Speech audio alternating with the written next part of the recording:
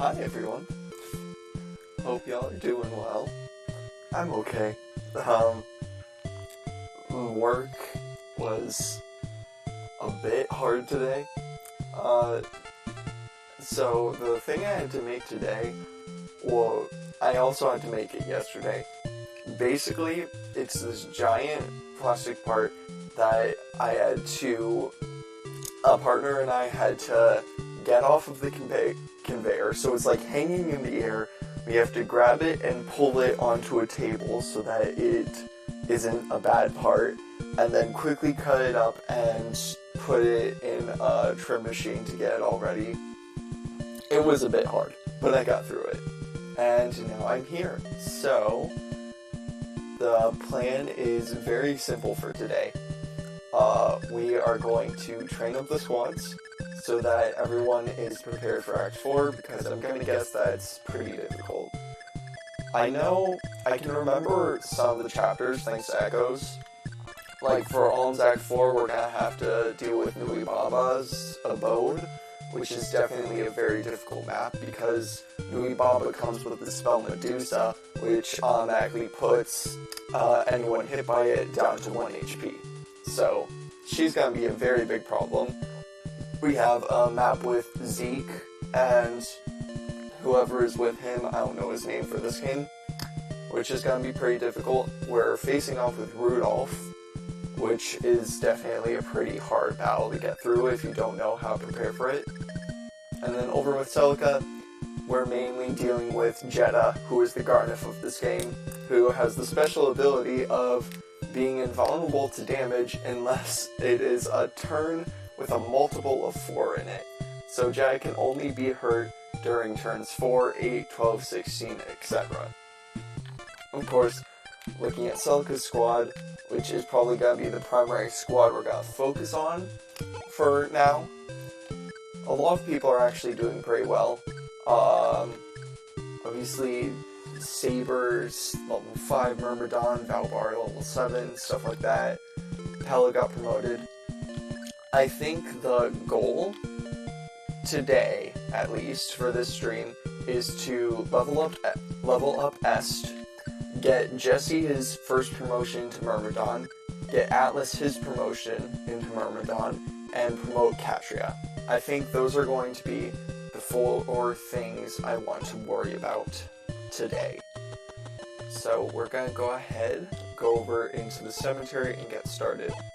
I feel like there are 2 options for Celica's group for grinding throughout Chapter 3. It's either going into this graveyard or going into the dungeon. And I feel like either way you can get quite a bit of XP. I prefer the graveyard though. The dungeon itself definitely gives quite a bit of XP because you fight Draco Knights who give an insane amount of XP.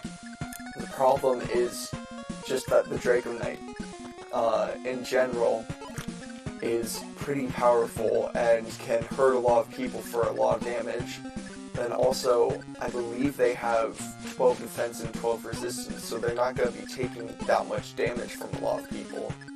And our only primary way of attacking them is Celica, and Celica is able to double them and get the kill with the double, meaning that she is not very reliable for doing what I want, which is just to get the chip damage. Which, honestly, I think is pretty good, because if she wasn't actually able to double the Draco zombies, then that would be a different problem. But in this case, for grinding people up, it is a little bit of a problem, because if I want to train with the Draco zombies, but I want to get them to a lower HP threshold by using Angel with Celica, my only options are really that Celica, or I guess my only option is that Celica misses one of the angel attacks, so then she only gets the damage from a single angel attack instead of getting the kill because of the double angel attack. And then as for these enemies, obviously Bonewalkers, Gargoyles, and Zombies give quite a bit less experience than the Draco Zombies do, but more people can kill them more reliably, and they do less damage overall.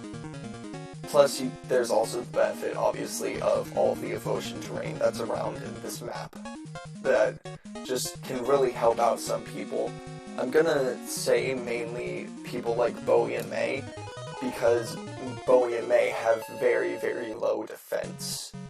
I guess it's gotten quite a bit better. I'd say they've gotten some pretty lucky level ups, but it's still there and it can still be a bit of a problem. Sonya at least gets the benefit of having that seal shield while still being fast enough to get the doubles. Like there. Good job, Sonya. I also do want to train her up.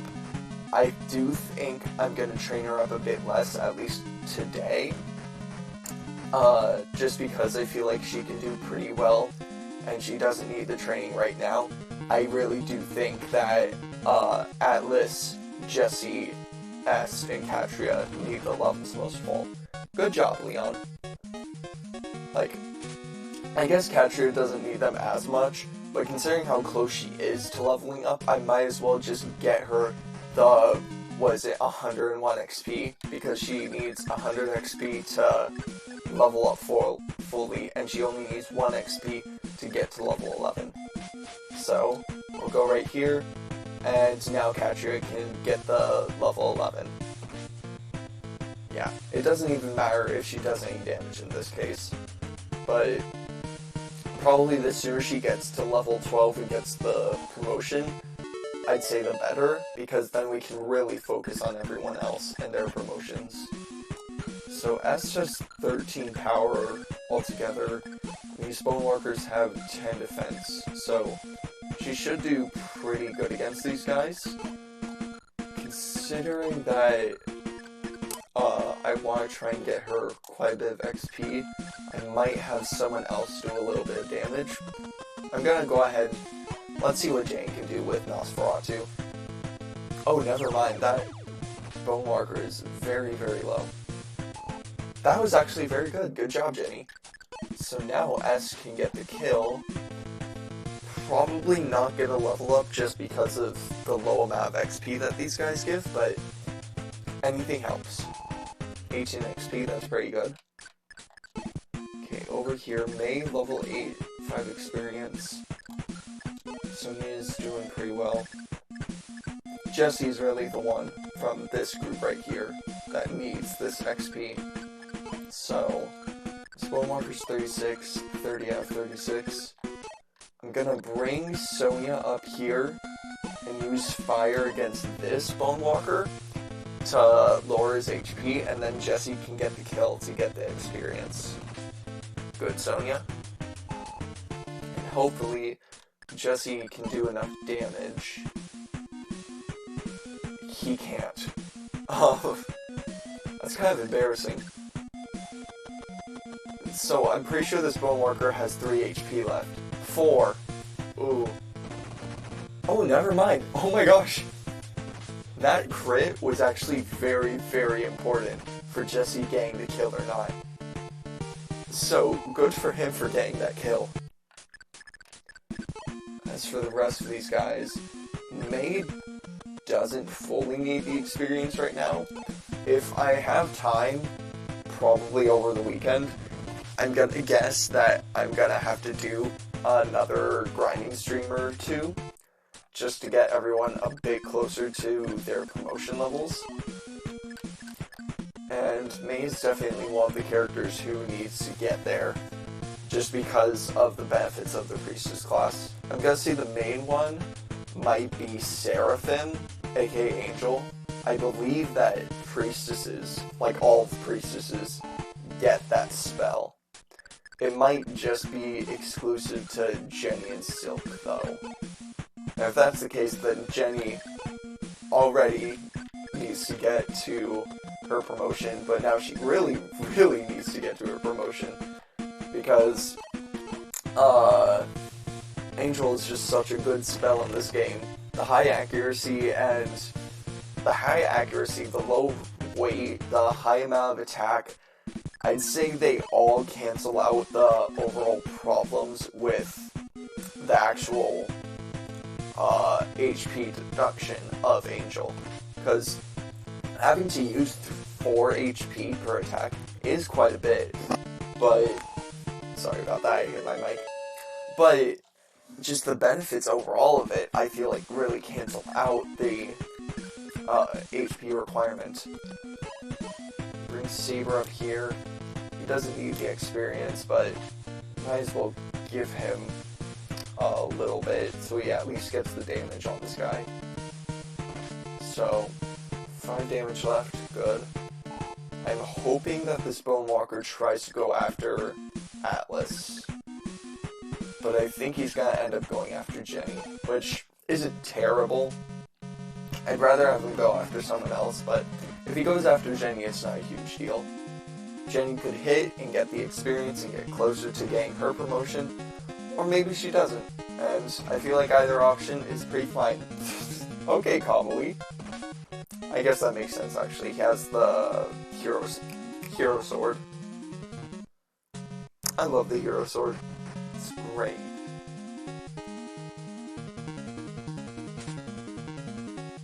Good, Celica. Nice.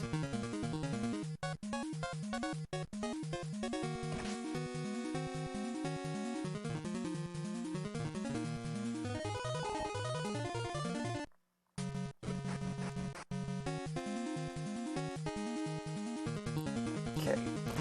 I think it's time to do a little bit of complaining real quick. Because, good job, Ash. I feel like I need to complain about this game a tiny bit, since I praise Echoes so much because I love it. Celica's promotion kind of sucks. Like, it's nice. I like the overall art for it, especially in Echoes. They do an amazing job.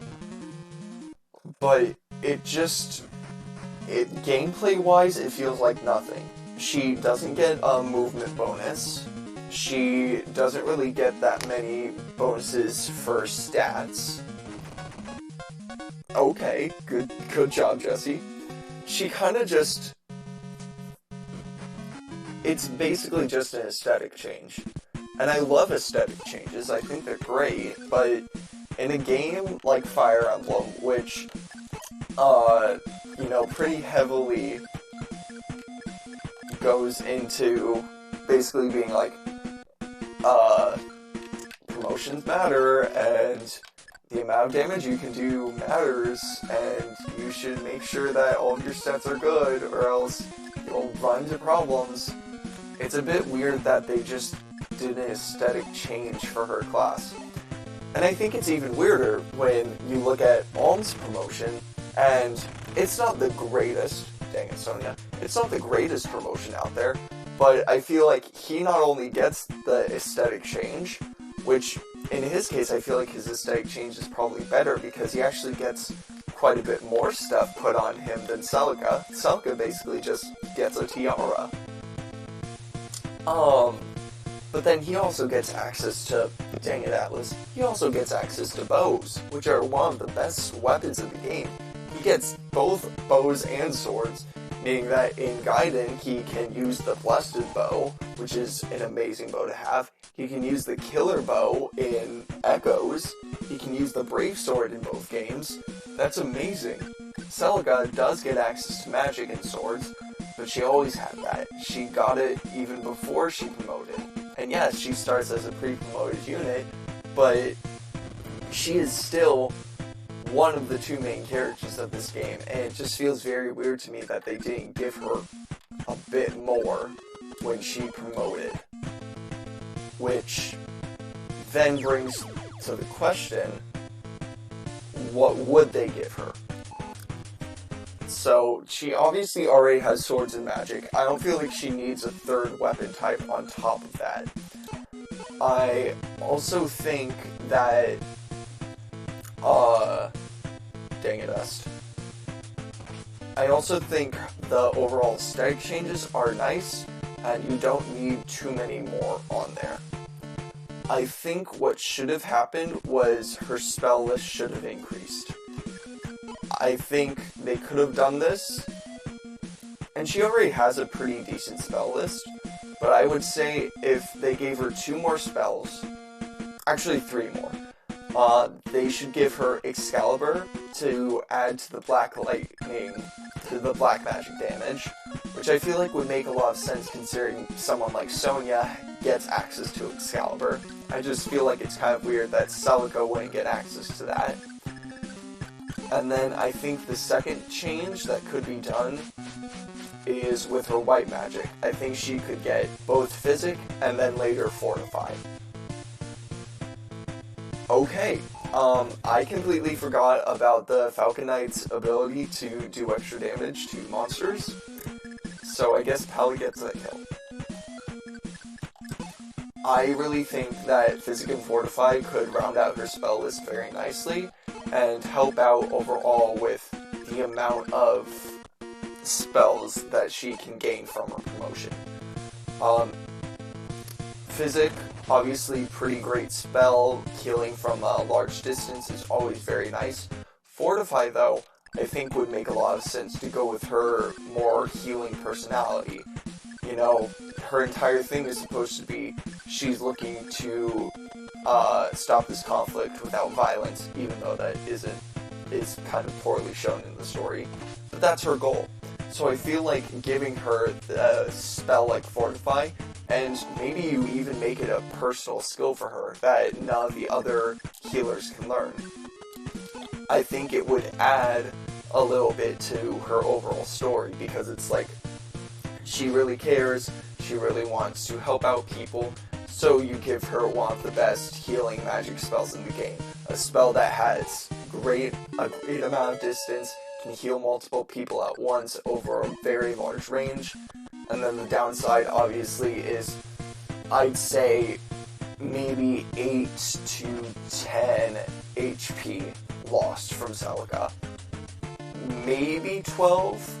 I feel like 12 would also be, it might be a little bit too much, but I feel like it would still make sense just because the other spell that I can think of, Illusion, aka Invoke, obviously also uses 12 HP, and that's given to clerics who don't usually have too much HP. I feel like the only reason Jenny has been doing pretty well in HP is because I've been feeding her the fountain HP growths. So I really feel like those 3 spells overall could help to round out Celica's magic kit overall.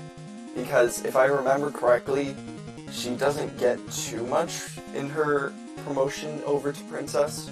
I think I can remember that she gets Ragnarok as a spell, I believe, which is a pretty great spell. But I don't know, I just feel like there could be more.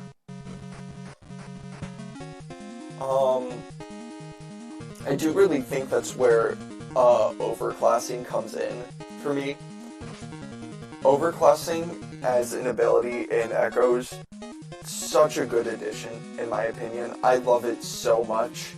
It does a great job of giving more character to certain classes, and just, it really feels like these are classes that you can use if you want to, but they are DLC, they are never required to fully beat the game, and you can use them for fun if you would like. And I love that. I think that's a great thing to do for DLC classes, and I think basically all of the overclass options have such cool designs, and I love to promote characters to them. Celica's, though, is so good. It's such a cool design, and I love the fact that they brought back both Alm and Celica's overclass designs for their, I believe they're both legendary units. I think, actually, Alm is legendary, Celica is mythic for Fire Emblem Heroes, because those designs are so good. And part of me kind of wishes that those 2 classes, the overclass options for Alm and Celica, could have been their original promotions. I go back and forth with it. On the one hand, I feel like they might be too over-designed for that point in the story where they get their promotions. I feel like, you know, there might be better moments to give them those. then at the same time they're so cool, and I like them so much more than their actual promoted designs. So then comes the thing of, would it be better to give them these classes that I feel like could fit them more and look a lot cooler, but they wouldn't make that much sense for the actual story of the game? And sadly, I think I have to go with the fact that they don't look good for the point in the story in the game where you get your promotions. Both promotions for Alm and Celica, they take place in points of the story where it's like, you don't really need this giant design change. You can just take the little tiara and leave. Like, Celica gets her promotion in this random keep during Act 3 of Gaiden, and then Echo she gets at Milla's Temple. And first of all, I have to say, the way she gets her promotion in Echoes is a lot better than in Gaiden, mainly because of the fact that they can just expand the story and make it a very, very cool scene. But, you know, you just get these moments where it's just so much more interesting to watch Celica, who get this tiara and finally be like, I am Princess Antis, all blah blah blah blah blah. So, in that point in the story, it wouldn't make sense to give her the full-on outfit that she gets for Overclass. It makes a lot more sense that she would be given the tiara, and she would be like, I'm Princess Antis, instead of her getting the tiara, completely changing her outfit, and then being like, I'm Princess Antis. It also works pretty well, just in general. I feel like the Priestess class works a lot better for a princess look, which is probably why, excuse me, which is probably why when going from the original Priestess class that she was in over to the Princess, she doesn't really change that much, because Priestess already was a pretty royal looking class overall, in my opinion. And I feel like, though I love the Overclass, it doesn't work as well for a princess look. It is the look of a war queen, which makes a lot more sense by the end of the story, where, you know, spoiler alert, she and Alm get together. Who would have guessed?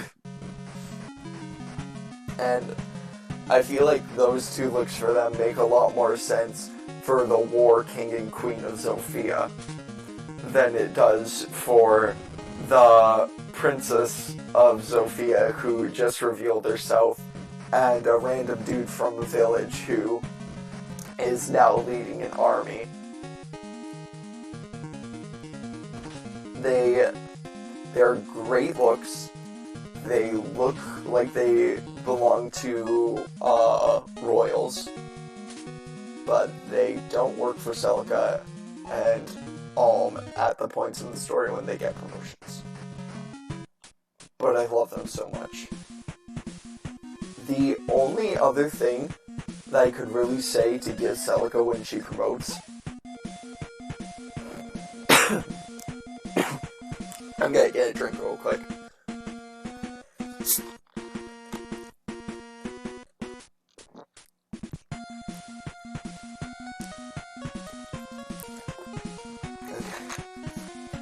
The only other thing that I really feel like Celica needs when she promotes is just a movement bonus.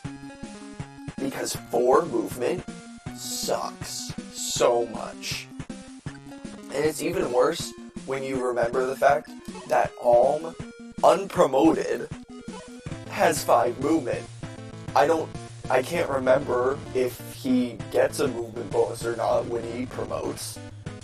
But even if he doesn't, he still has 1 more movement than Celica does. And if I remember correctly, the overclassing doesn't give either of them a movement bonus, meaning that you can have Celica at her final form, overclassed, maxed out stats, she's still rocking 4 movement. She's not going anywhere. She is moving the same exact distance as an armor knight in most games. That's not good. She's barely going anywhere. She has to rely on using her HP to hit most enemies in the game. She drew the short end of the stick for the main character in Fire Emblem Echoes and Fire Emblem Gaiden. Alm gets a whole bunch of stuff, and he can walk around doing whatever he wants. And Celica kind of can, but only really when she's around monsters, and also has healing to help her out in case she is close to death from using all of her HP to cast spells. I feel like she could have been a bit better, which is also one of my main complaints about Echoes, because obviously I have complaints. They didn't really give her that much. They gave her stuff, but a lot of what they gave her didn't really feel like they actually cared too much about her. It more felt like they needed to give her stuff, so here's a bunch of random things for you to have. Sonya, it's fire. That's like the most accurate spell you have other than Excalibur. How are you not hitting these? So, I don't know, I love using Celica so much in this game. I love mage units, and I love the priestess class. But, jeez, they didn't care about her too much, in my opinion. She could have gotten more. She should have gotten more. But she didn't. Luckily, I'm pretty sure most of her incarnations are better than Alm and Heroes, which I think is pretty cool. Like, good for her for actually being a little bit of a better unit for that game at least.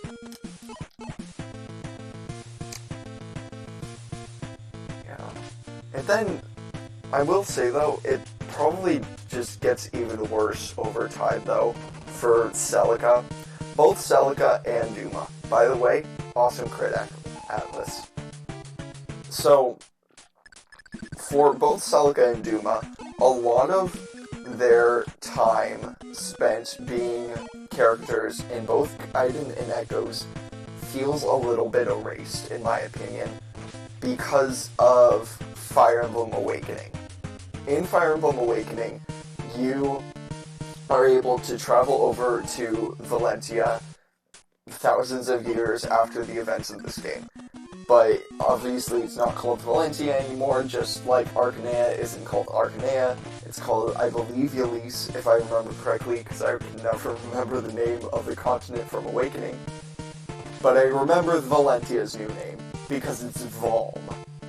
They took Alm and put a V in front of it, which annoys me, one, because Alm, yes, is an important part to the story of Fire Emblem Echoes and Fire Emblem Gaiden, but you're completely forgetting the second main character of this game.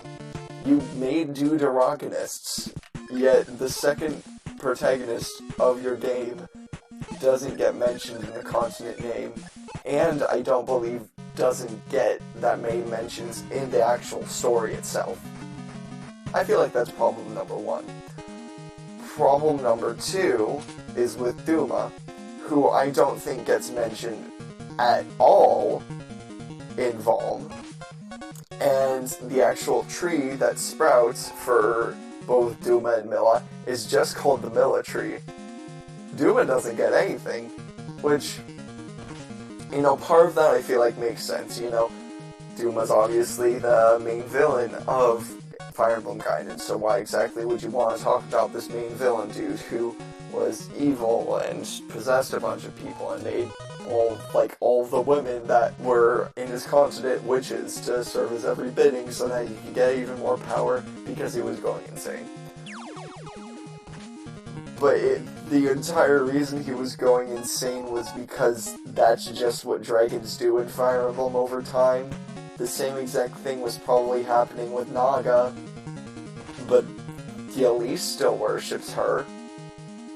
Like, they love to worship her. Rhea went crazy. People still love Rhea. I think she's a great character. We're not gonna get into that right now. But it feels weird to leave out both Celica and Duma from a lot of what feels like important roles that they should be in for the story of Valm. Because, I don't know, they're just very important. And, I don't know, a lot of it, in my opinion, feels like they took and Milla, and they said good things about them, but I also feel like, just like with the moments where you could kind of see Celica and Duma Gang mentioned, they kind of turned them into one-note characters. Which I honestly think might be a good thing.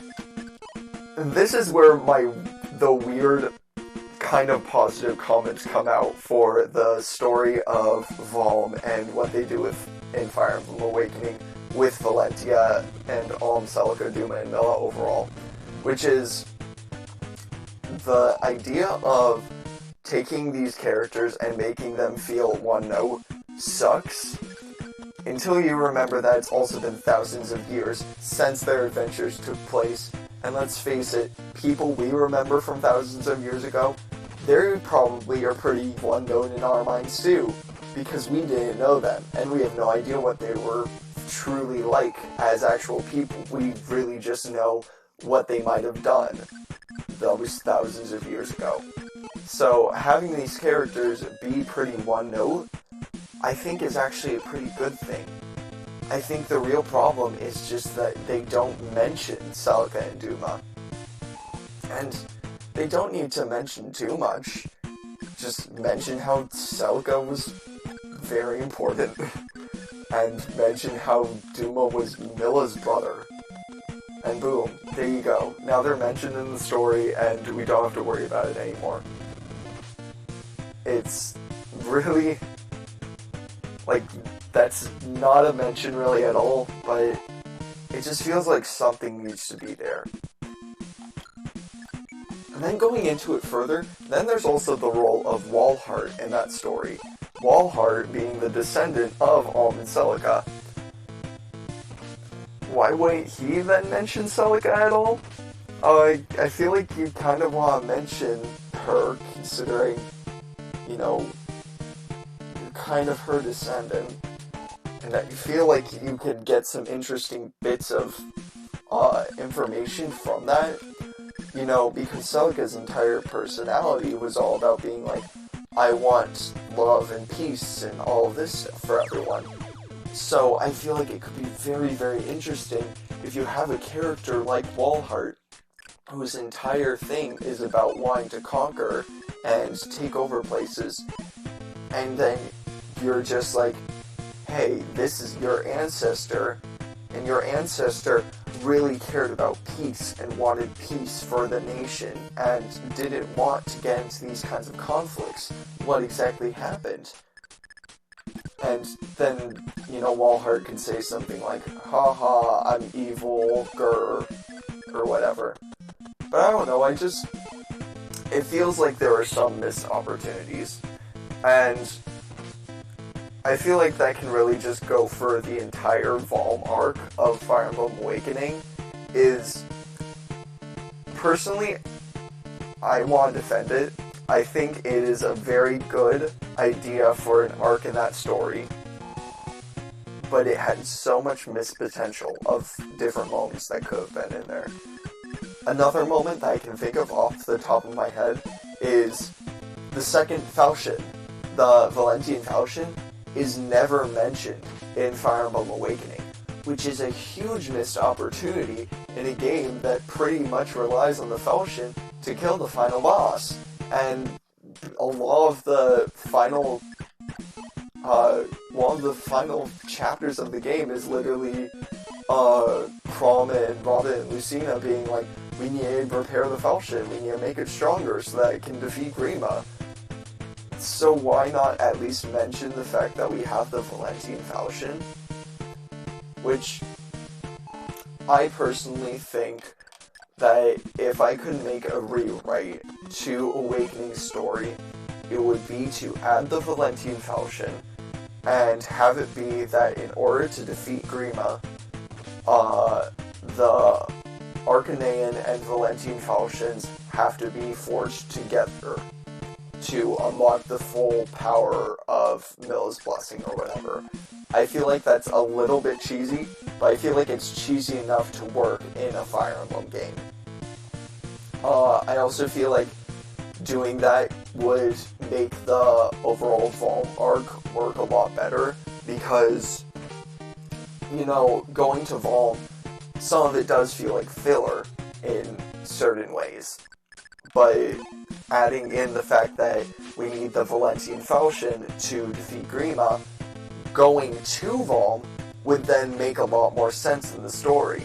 It could be that, you know, originally we feel like this arc could be filler, and then we mention the fact that the Valentine falchion is still around, and we're trying to figure out what exactly is going to go on with it. We get it from Walhart. Maybe we could even have a cutscene of Walhart showing off the fact that he has the Valentine falchion, and it could be a really cool reveal. And we could then lead that into Chrom or Lucina probably going over to Naga to figure out how exactly to defeat Grima, and Naga's just like, hey, I'm gonna need all of this power that I can get, so we're gonna need both falchions. And luckily they have the second falchion on hand. Just something like that, where we can add the Valentine falchion into the story in, I wouldn't say super neat way, because, you know, the entire point of bringing it in is to basically get rid of it. I just feel like it should be added into the story, since, in my opinion, I feel like the Valentine falchion is lost in the lore. There's no real mention of it after Guided and Echoes. And it just feels like such a missed opportunity for that arc of the game to bring it up and add it into the story. So, I don't know. Personally, I go with my own theory that the Valentine falchion and Arcanean falchion were put together to create the Exalted falchion, which is why we only see one in Awakening and why it looks different from the regular falchions. Obviously, the actual reason why it looks different is because the actual blade itself is the Dragon Fang, and the hilt is just a regular hilt that was made by humans. So the actual Dragon Fang will last forever, but the hilt made by humans needs repairing over time, which is the excuse of why we need multiple versions of the falchion, and why they have different designs. But, I don't know, I just feel like it could add something if we could get some mention of the Valentine falchion. Heck, it could even just be that Walhart and one of his underlings talk about the fact that Arcanea took the falchion and, good job Conley, and used it to create the Exalted falchion, or maybe there was a truce made and that's how the falchion was made. I don't know. Just do something. Please.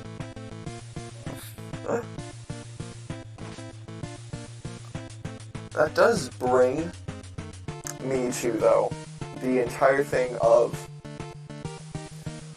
how exactly other games in the Fire Emblem series connect with each other. And really just the idea of a possible Fire Emblem timeline, because there are some really interesting things that you could do with certain games to put them together in a timeline. The obvious ones that are obviously all in a timeline together are, of course, the Arcaneian and Valentian sagas. 1, 2, 3, 11, 12, 13, and 15 are all connected in a timeline or as remakes, all of that kind of stuff. Fire Emblem 14, Fates, is also connected by taking place in a different universe or realm or whatever from Fire Emblem Awakening. However, but it has characters from Fire Emblem Awakening in Fire Emblem Fates.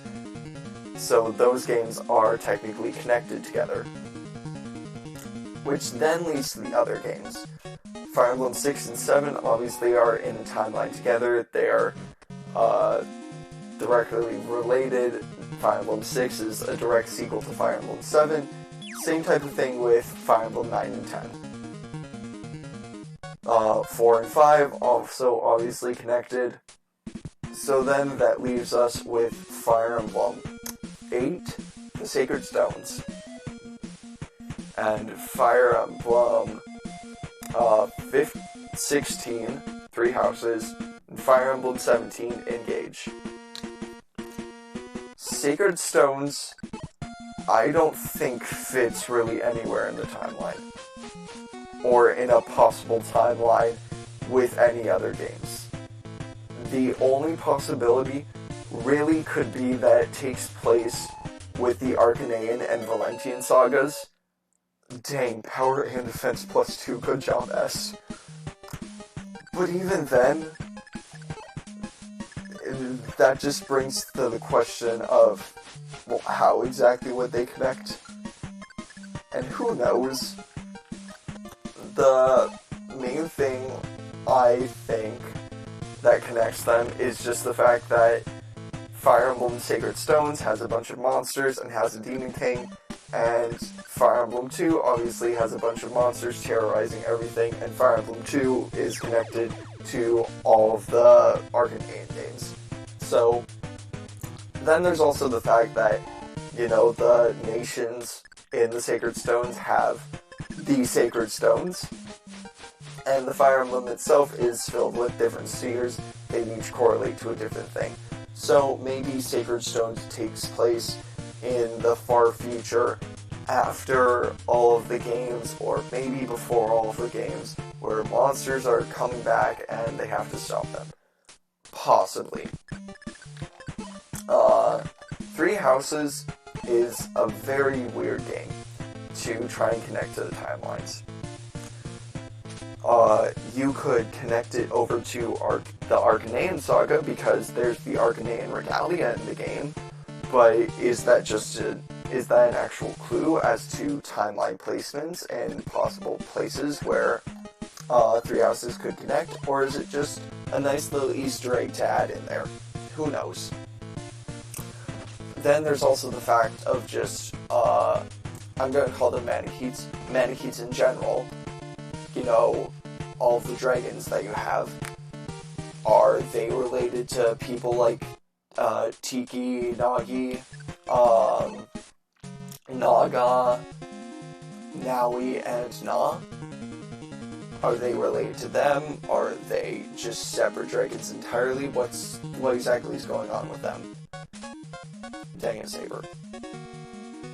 So, I don't really know where it could possibly fit,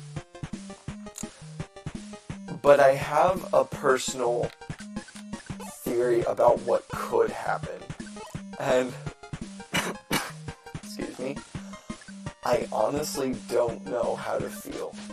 I feel like they could do this. So the theory is, my personal theory is that in an eventual Genealogy of the Holy War remake, they will make some type of reference to Three Houses in some way, relating those two games together. And I feel like it could make a lot of sense to relate those two games to one another, just because of a lot of the correlations with the two of them. Obviously, we have the fact that they both have two separate parts. They have redesigns for certain characters who appear in Part 2 as opposed to Part 1. There's the entire thing with the Officers Academy being that entire thing basically occurring because of genealogy of the Holy War, and the development team being like, we want to see a possibility of what could have happened when Quan, Eldigan, and Sigurd were all in their academy together. So what if we take that idea kind of and make a new game? There's just certain parts that relate to one another, and I feel like they could possibly do it if they wanted to. The main reason I feel like they could, though, is because of how Echoes relates to Awakening, with its secret boss at the end of that game basically being a big reveal of connecting Fire Emblem Echoes over to Fire Emblem Awakening. Obviously, the connection was already there because Valentia itself, now Valm, is in Fire Emblem Awakening, but they kind of just add that in for fun, and it's pretty cool, and it adds some more lore. So maybe they do something like that with another game, and my guess is Three Houses.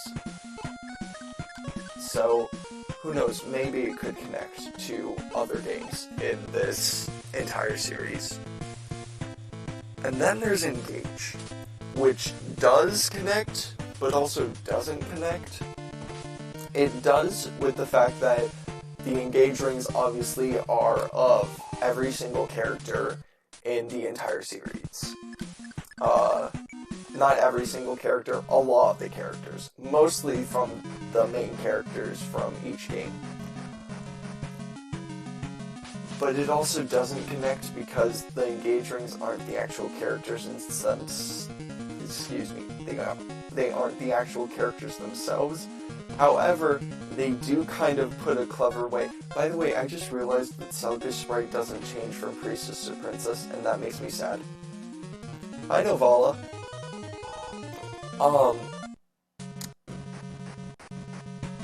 Yes. The Engage rings do connect technically to the other stories, though, because they confirm in the game that the Engage rings were created using the heroes that were seen in other realms or universes, etc. Which technically means that the entire Fire Emblem series is related, and they just take place in separate universes, kind of. Most games do. Which I do understand, but also I really want to connect all of these games together, because I feel like it's fun to do that. But I'm just gonna go ahead and keep that one short. Engage is connected, and I'm honestly okay with how it connects. I feel like it's still a fun way to put that together with everything else. Good job, May. That was an awesome crit from her. I feel like it's nice. I feel like it's a good way to connect Engage to the rest of the series without imprisoning the heroes from each game into a ring for the rest of eternity. So, with that, we have some pretty obvious connections already. Once again, Fire Emblem 1, 2, 3, 11, 12, 13, 15 are all connected. Oh, and 14 are all connected. Due to Engage, every single other game in the series is also connected with one another. But is it possible to create another connection on top of all the aforementioned connections? Which I think leads into one of the big theories that I have seen from people, which is that Fire Emblem 4 and 5, Genealogy of the Holy War, and 36776 are meant to be prequels to the original Arcanine and Valentian saga. Which I think is a pretty cool theory. There are a lot of things that could work with it to have that kind of theory make a lot of sense. You know, Tierfing becomes... Oh, thank you for following, Gorb. There are some pretty obvious things I feel like that could be used to make connections in there. Like, Tierfing could become Falchion eventually, or you have the entire thing with the Nagatome being a thing that exists. Gaiden is the best. I love Gaiden. Echoes is my favorite. It's a lot of fun to experience. You just have a lot of connections there that could work to try and put that together with the rest of the Arcanate and Valentian series. But the more I think about it, the more it stresses me out because I can't fully figure out if they could be actual connections, or if I'm just reading into things too much. And I think I'm just reading into things too much. But I'm gonna keep dreaming because I think trying to connect trying to connect Genealogy, the Holy War, and Thracia 776 with the Arcanate and Valentian timeline is a pretty cool idea. What other games are there? Fire Emblem 6 and 7, I've also seen the theory that they technically take place with the rest of the games. I'm just going to exclude Engage for the rest of this because it automatically just puts all the games together because different reality shenanigans. I've seen people be like, the Dragon's Gate is a way to connect the other games in the series to Fire Emblem 6 and 7. And I think it makes a lot of sense. Because the Dragon's Gate obviously goes to, you know, basically a different reality altogether. And it's the reason why people like Nielsen Ninian came in to this game, to Fire Emblem 7. I think it could work. But then where does the Dragon's Gate lead to is the other question. Which I think it might be that it's supposed to lead to the Arcanian Desert, or Acanian Desert. I don't remember the pronunciation. The only Arcanian game that I've beaten is Fire Emblem 1. Which I don't think the desert was in that game. I feel like it could be cool. I don't know, part of me really wants all these games to be connected, and I would love that so much. I feel like it would be really, really cool. But also, I've seen the Zelda timeline, and I've tried to theorize about the Zelda timeline, and I don't want to do that with Fire Emblem as well. I'm already doing it, and trying to do that for both games would probably send me into an anxiety attack, because the Zelda timeline is already confusing enough, and then me trying to put together a Fire Emblem timeline with honestly probably even less information than the Legend of Zelda timeline, because at least that has a quote-unquote official timeline. No matter your thoughts on it, it still exists. Fire Emblem doesn't. Well, it does for, like, half of the games, and then the other half kind of take place in separate realities or are connected to one game, but not the others. Blah, blah, blah. If they decide to connect other Fire Emblem games to each other, I think the best method to do it is how they did it with 4 and 5, 6 and 7, and 9 and 10. You easily make the connections with one another. We don't have to have confusing conversations about, well, does this game take place first, or does this game take place first? We don't have to worry about that anymore. We know that Thracia 776 is a mid-pull to Genealogy that takes place, I believe, between Chapter 6 and Chapter 9 of Genealogy's story. We know that Fire Emblem 6 takes place, I believe, 20 years after Fire Emblem 7. We don't have to worry about that confusing year date, all of that kind of stuff. We do kind of have to worry about where exactly Lynn went, though, because did she die? Did she just disappear? Where is she? who knows? I can tell you where she is, actually. She's not in Fire Emblem 6 because they had no idea that Lyn would be a character until Fire Emblem 7 was going over to the West. And then 9 and 10, obviously, 3-year time difference. So smooth, so nice, amazing crit, good job, Katria.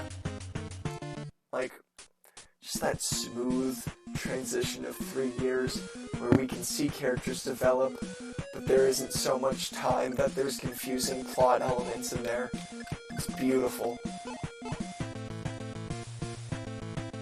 Oh yeah, I guess the same exact thing is the case with, like, Fire Emblem 1 and 3 and then 11 and 12.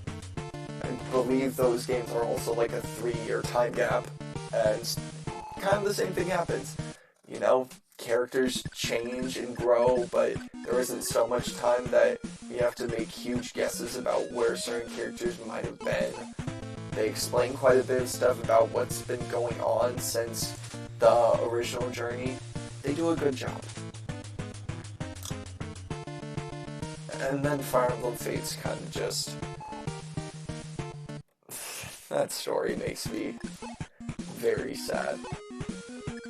I absolutely love, though, I would recommend, basically to a lot of people, to anyone who is very interested in the development of games or just other things in general over time, I would really recommend looking up the development history of Fire Emblem Fates, because I feel like it's a very interesting story to listen to. Just because of all the plot elements that came in, there's so much dodging. I love Gaia and Echoes, real quick before I go into this, I love Gaia and Echoes, but the emotion sucks. Anyways, just the development history of Fire Emblem Fates in general is so interesting to watch through, because you get to see this development scene kind of going into these two sides of, do we stick with what the old games had, or do we continue with what Awakening brought in? Because they know that obviously they want to go back to a lot of the systems of the old games, but Awakening was the game that allowed them to create another Fire Emblem, and without the success of Awakening, they might not be, the series would have ended. So, do they keep on going with what they had in Fire Emblem Awakening, or do they go back to the old style? And how exactly will that affect the sales for the game? Because if the sales don't do well, you might be out of the series once again, which they don't want. And I don't want either, because I love Fire Emblem. And I don't know, I really love to see it. My personal favorite part of it, though, is probably the actual talks of the story of Fates, because it is definitely an interesting part of that game. But just getting to see at least a little bit of the behind the scenes, where I was basically like, is this just it's just a bunch of zombies. That sucks. I'm just gonna have Katria go and kill them all so she can get to level 12, and everyone else can go back here. But getting to see the development of the story of Fates, where it was basically like, hey, we are going to hire this guy who is going to write the story for us, and he comes back over, multiple disputes, all of that stuff happens, and then he eventually signs on to write the story. But he comes back and he brings like 500 pages of this story for a single route of the game. And they look at it, they're just like, okay. And then he goes and he writes 2 more routes that are also about 500 pages each. And they now have too much content to put into this game, and they have to cut a bunch of it out. That sucks. Like, I really do think, in my opinion, I cannot wait to see an eventual remake of Fire Emblem Fates. But I'm only really excited if they bring back the original ideas that were in place for the story of Fates. Because what we got was basically a watered down version of the original plot of the games. I still think there are a lot of changes that need to be done with Fates' story overall. Like, a lot of dialogue issues. The story itself is pretty bad, but it really doesn't help that they have bad dialogue along with that. I feel like if they fix up the dialogue, they can make quite a few changes to the story that will be for the better. I think they could just make quite a few improvements to make Fire Emblem Fates one of the most interesting games in the series, if it ever gets a remake. That honestly does then lead...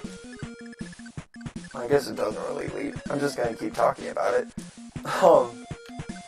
Some of the weird things they did to the story with Fates, I think one of the most interesting parts about it was the thing that the royal families of Hoshido and Nor didn't always have the same exact family member dynamic of they each have 4 members, oldest sibling, 2 middle, youngest sibling, blah blah blah blah blah, 2 men, 2 women. And it was because there were 4 on the Norian side. There were always Xander, Elise, Leo, and Camilla. But Hinoka never existed in the original plot of Fire Emblem Fates. And when you think about that, and you look at the story again, good for you, Katria, you realize that Hinoka doesn't matter to that game. You could erase her out of that game, and nothing would really change about the story. What?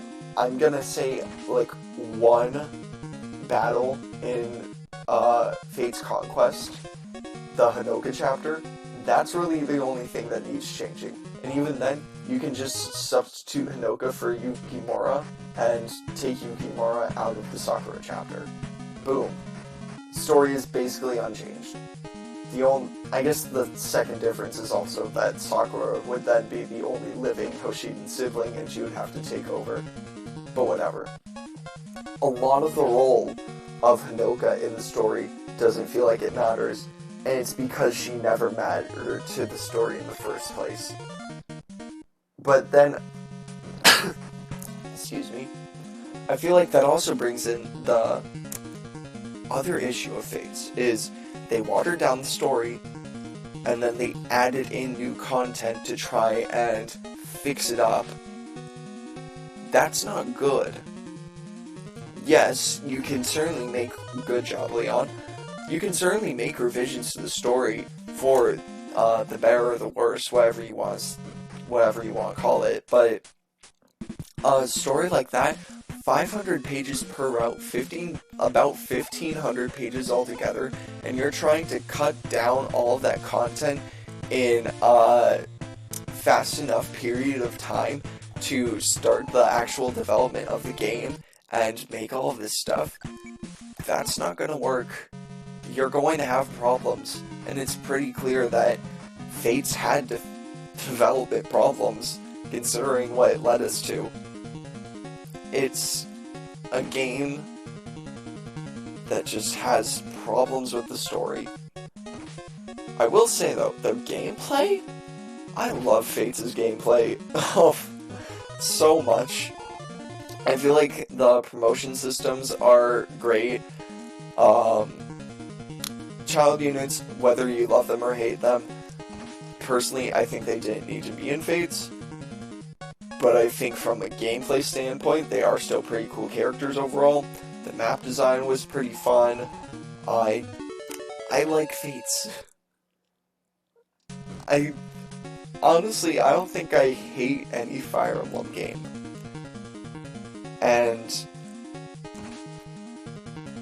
as I said before, if you never caught my first stream, or even caught the name of the first stream I did, it was that Fire Emblem 1 is the worst Fire Emblem game.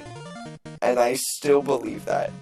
But I won't say the worst. I will say that Fire Emblem 1 is my least favorite Fire Emblem game.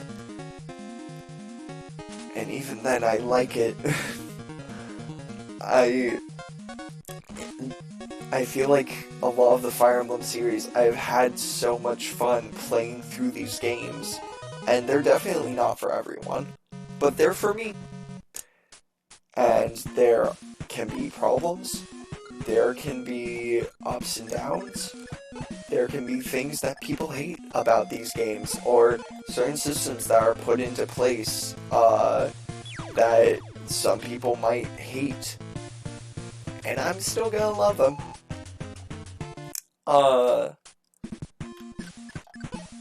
I mean, there are systems put in place in these games, and I feel like a lot of those systems sometimes can be just overlooked by players. I'm gonna use the example of what I just saw with Gaiden a couple days ago during my last stream. May died during one of the chapters of the game, and there are resurrection fountains to bring back units. In the second Fire Emblem game of a 17-game main series, they already were putting out revival fountains to bring back your dead units, which I feel like is honestly kind of good. Like, there is nothing stopping you from using those revival fountains if you want to, but you are never forced into using the revival fountains, which I think is probably the best way to do a lot of systems in strategy games. You should not have to use them, but if you want to, you can. And it's the same thing with a lot of other systems in Fire Emblem. Like, I don't usually use heart seals and second seals in Awakening and Fates, because I like to, nice job, Katria, I really like to keep my player characters in their default classes. That's just how I play. I feel like it's really interesting to be in those classes and see their assigned roles, all that kind of stuff. Other players might not do that, and I'm not gonna stop them. Anyone can play these games however they want. That's one of the beautiful things about strategy games, and I'm gonna say just Fire Emblem in general. There's a lot of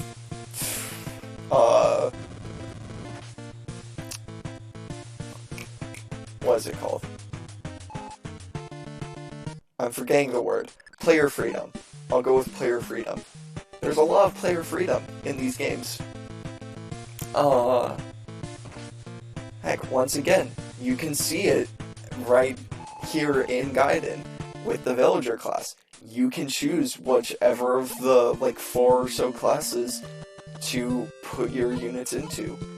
And they can all be good options in one way or another, even though the actual best option is probably just to put them in the Dread Fighter class, let's face it. Oh shoot, I never checked. Okay, good, Katria is with us. Real quick, before I end stream, because I do have to go pretty soon, I'm gonna go and get Katria's promotion. I forgot to say that. But you can see a lot of ways that they're just putting in player freedom even this far back in the series, which I think is basically always a good thing. Basically.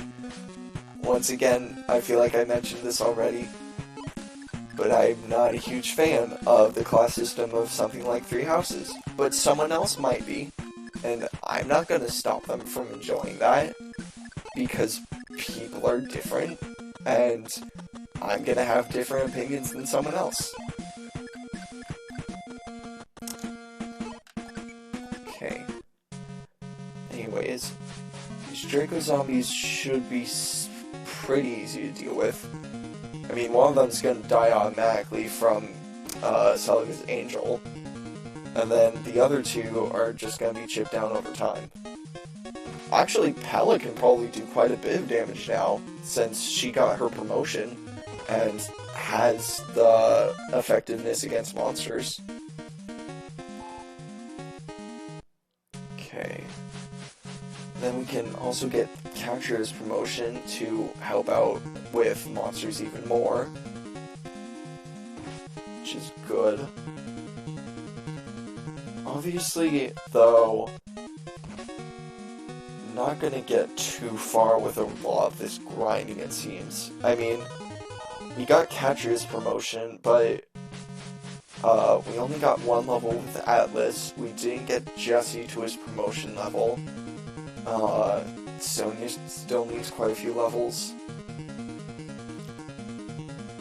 Everyone still needs quite a bit of work, basically. And I'm gonna say that my weekend is going to be spent with at least a bit of training. That's another thing that I feel like Fire Emblem 2 introduced that you can see throughout the rest of the series is training. Training is never fully required to beat a Fire Emblem game, but if you want to train because it makes you feel more comfortable, then you can do so.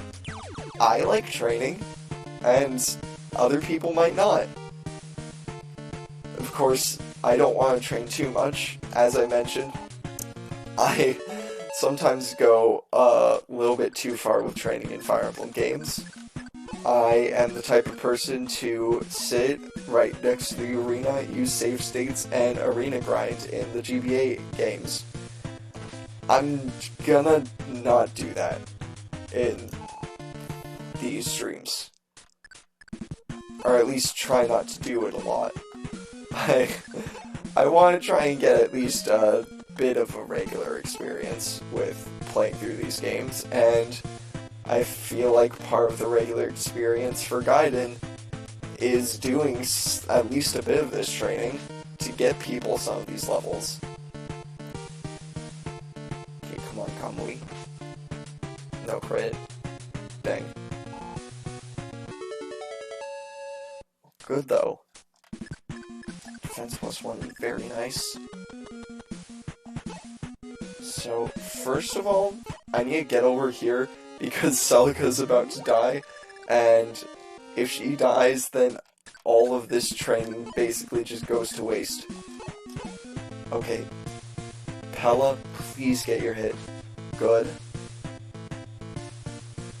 You can hit, it won't do that much damage. That's okay. Come on. Second hit, please. Nice. Good job, Palla. Then one dragon zombie left. But we can try and hit with fire. It's probably just gonna be trying to chip this guy down at least a little bit over time. Catria definitely doesn't need the kill. So I guess Catria, Saber, and... Good for you, Catria. Catria, Saber, and Atlas will just chip it down, see what happens. Should be a bit of damage at least, though. 2. Okay, 5 HP left. Saber should be able to do at least a little bit, meaning that either Saber or Atlas could get the kill. It's looking like Saber, though. Unless he misses. Let's see. Okay. Good job, Saber.